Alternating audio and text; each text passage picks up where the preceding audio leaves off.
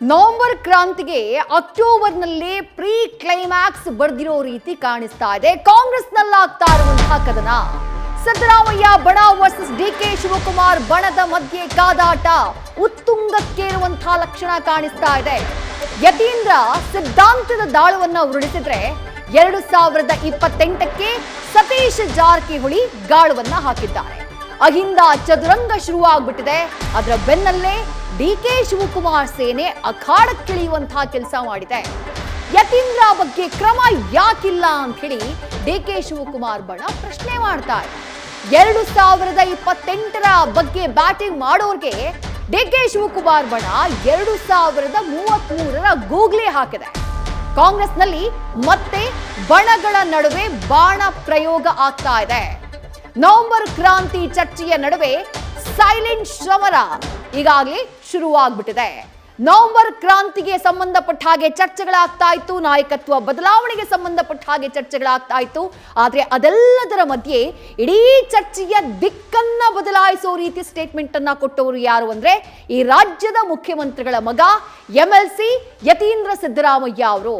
ಅಹಿಂದ ನೇತೃತ್ವ, ವೈಚಾರಿಕ ಸೈದ್ಧಾಂತಿಕ ನೆಲೆಗಟ್ಟಿನಲ್ಲಿ ಮುಂದಿನ ನಾಯಕತ್ವ, ಮುಂದಿನ ಮಾರ್ಗದರ್ಶಕ ಯಾರು ಅಂದ್ರೆ ಅದು ಸತೀಶ್ ಜಾರಕಿಹೊಳಿ ಅನ್ನುವಂತ ಹೇಳಿಕೆಯನ್ನ ಕೊಟ್ಟರು.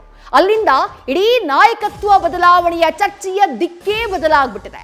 ಸತೀಶ್ ಜಾರಕಿಹೊಳಿಯವರನ್ನ ಅಖಾಡಕ್ಕೆ ಇಳಿಸಿದ್ಯಾಕೆ ಅಥವಾ ಆ ಕಾಯಿನ್ನ ಸಿದ್ದರಾಮಯ್ಯ ಬಣ ಮುಂದಕ್ಕೆ ಇಟ್ಟಿದ್ಯಾಕೆ ಅನ್ನುವಂಥ ಚರ್ಚೆ ಜೊತೆಗೆ ಅದಕ್ಕೆ ರಿಯಾಕ್ಷನ್ ಕೂಡ ಅಷ್ಟೇ ವೇಗವಾಗಿ ವ್ಯಕ್ತವಾಗ್ತಾ ಇದೆ, ಅಷ್ಟೇ ತೀಕ್ಷ್ಣವಾಗಿ ಬರ್ತಾ ಇದೆ. ಎರಡು ಬಣಗಳ ನಡುವೆ ಸಿದ್ದರಾಮಯ್ಯ ಬಣ ಹಾಗೆ ಡಿಕೆ ಶಿವಕುಮಾರ್ ಬಣ, ಎರಡೂ ಬಣಗಳ ನಡುವೆ ವಾಕ್ ಸಮರಕ್ಕೆ ಈ ವಿಚಾರ ಕಾರಣವಾಗ್ತಾ ಇದೆ.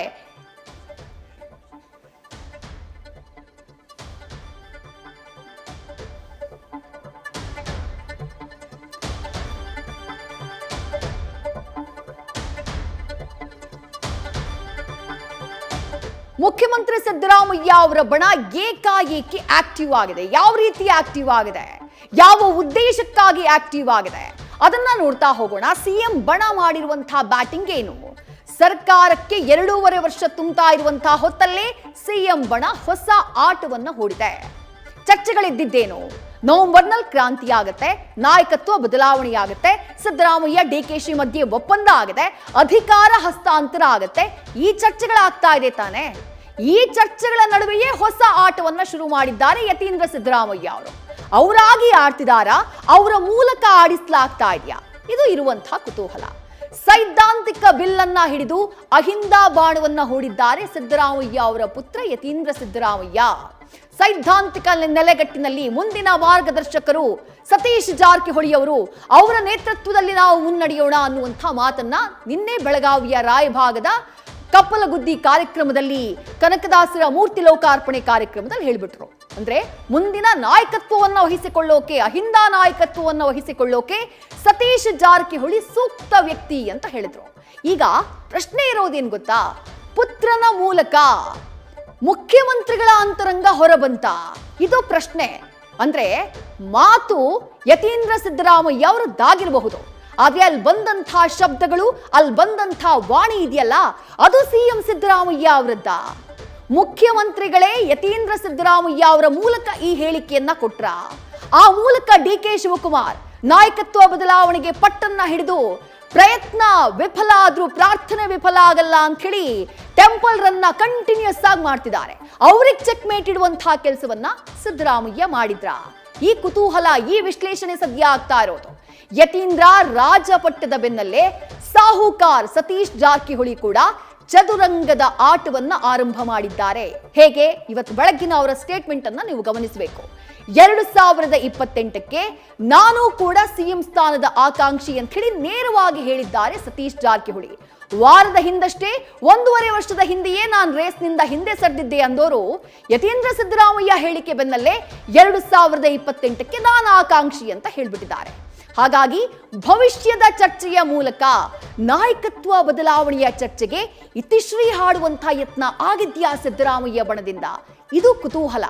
ನೇರವಾಗಿ 2028 ಮುನ್ನೆಲೆಗೆ ತಂದ್ಬಿಡೋದು, ಆ ಮೂಲಕ ನವೆಂಬರ್ನಲ್ಲಿ ಒಂದು ಕ್ರಾಂತಿ ಆಗ್ಬೇಕಲ್ಲ, ಸಿಎಂ ಬದಲಾವಣೆಯ ಕ್ರಾಂತಿ ಅದನ್ನ ಹಿಂದಕ್ಕೆ ತಳ್ಳಿಬಿಡೋದು ಅಥವಾ ಅದನ್ನ ಮರೆಮಾಚುವಂತಹ ಪ್ರಯತ್ನ ಅಥವಾ ಅದನ್ನ ಓವರ್ಟೇಕ್ ಮಾಡುವಂತಹ ಪ್ರಯತ್ನ, ಈ ಅಸ್ತ್ರವನ್ನ ಸಿದ್ದರಾಮಯ್ಯ ಬಣ ಪ್ರಯೋಗ ಮಾಡ್ತಾ ಇದೆಯಾ ಅನ್ನೋದೇ ಈಗಿರುವಂತಹ ಚರ್ಚೆ. ಸಿಎಂ ಬದಲಾವಣೆಯ ಬಗ್ಗೆ ಚರ್ಚೆ ಮಾಡದೆ ಪರ್ಯಾಯ ನಾಯಕನಿಗೆ ಜನ್ಮ ನೀಡುವಂತಹ ಕೆಲಸ ಅಥವಾ ಆ ಹೆಸರನ್ನ ಪ್ರಬಲವಾಗಿ ಮುನ್ನೆಲೆಗೆ ತರುವಂತಹ ಕೆಲಸ ಸಿದ್ದರಾಮಯ್ಯ ಅವರ ಪುತ್ರನ ಮೂಲಕ ಇಲ್ಲಾಗಿದೆ. ರೇಸಲ್ಲಿ ಹೊಸ ನಾಯಕನ ಹುಟ್ಟು, ರೇಸಲ್ಲಿದ್ರು ಅವರು, ಆದ್ರೆ ಇದನ್ನ ಪ್ರಬಲವಾಗಿ ಕಾಯಿನ್ ಮಾಡೋದಿದೆಯಲ್ಲ, ಆ ದಾಳವನ್ನ ತಗೊಂಡೋಗಿ ಚೆಸ್ ಬೋರ್ಡ್ ನಲ್ಲಿ ಮುಂದಕ್ಕಿಡೋದಿದೆಯಲ್ಲ, ಆ ಕೆಲಸ ನಿನ್ನೆ ಆಗಿದೆ ಯತೀಂದ್ರ ಸಿದ್ದರಾಮಯ್ಯ ಅವರ ಮೂಲಕ.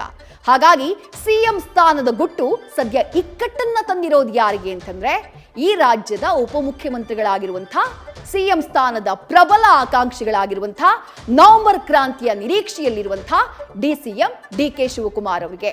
ಯತೀಂದ್ರ ಸಿದ್ದರಾಮಯ್ಯ ನಿನ್ನೆ ಹೇಳಿದ್ದೇನು, ಅದಕ್ಕೆ ಇವತ್ತು ಸತೀಶ್ ಜಾರಕಿಹೊಳಿ ಅವರ ಪ್ರತಿಕ್ರಿಯೆ ಏನು, ಎರಡನ್ನೂ ನೋಡ್ಕೊಂಬರೋಣ ಬನ್ನಿ.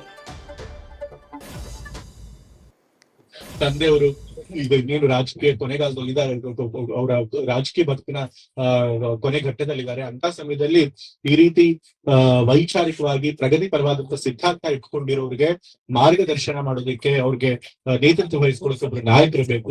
ಜಾರಕಿಹೊಳಿ ಅವರು ಅಂತ ಒಂದು ಜವಾಬ್ದಾರಿ ವಹಿಸ್ಕೋತಾರೆ. ಕಾಂಗ್ರೆಸ್ ಪಕ್ಷ ಸಿದ್ಧಾಂತ ನಂಬಿಕೆ ಇಟ್ಕೊಂಡಿರುವಂತ ಎಲ್ಲ ರಾಜಕಾರಣಿಗಳಿಗೆ, ಯುವ ನಾಯಕರಿಗೆ ಅವ್ರು ಮಾದರಿಯಾಗಿ ನಮ್ಮನ್ನು ಮುನ್ನಡೆಸ್ತಾರೆ ಅನ್ನೋ ಒಂದು ನಂಬಿಕೆ ನನಗಿದೆ.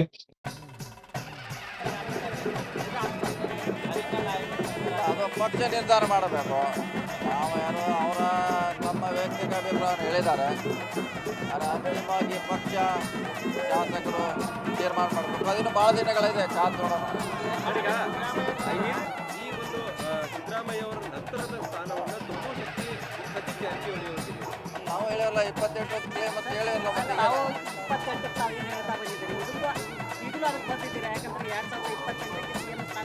ನಾನು ಆಕಾಂಕ್ಷೆಯನ್ನು ಮಾತನ್ನು ಹೇಳಿದ್ದೀನಿ. ಅದು ಹೇಳಿದಿಲ್ಲ, ಕ್ಲೇಮ್ ಮಾಡ್ತೀವಿ ಅಂತ ಹೇಳಿದ್ದೀವಿ. ಅಂತಿಮವಾಗಿ ಪಕ್ಷ ತೀರ್ಮಾನ ಮಾಡಬೇಕು.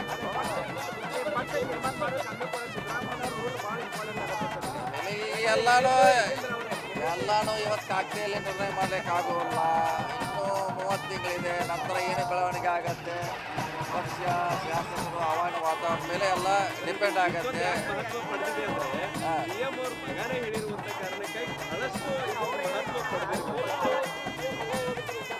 ಚರ್ಚೆ ಆಗಿದೆ ಸರ್, ಆ ರೀತಿ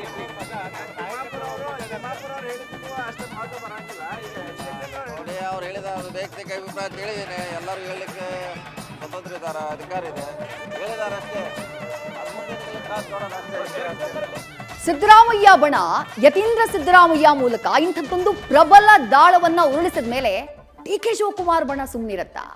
ನೋಟಿಸ್ ಮೇಲೆ ನೋಟಿಸ್ ಕೊಟ್ಟಾಗಲೇ ಸುಮ್ಮನೆ ಇರದಂತಹ ನಾಯಕರು ಅವರು ಈಗಲೂ ಕೂಡ ಮಾತನಾಡಿದ್ದಾರೆ.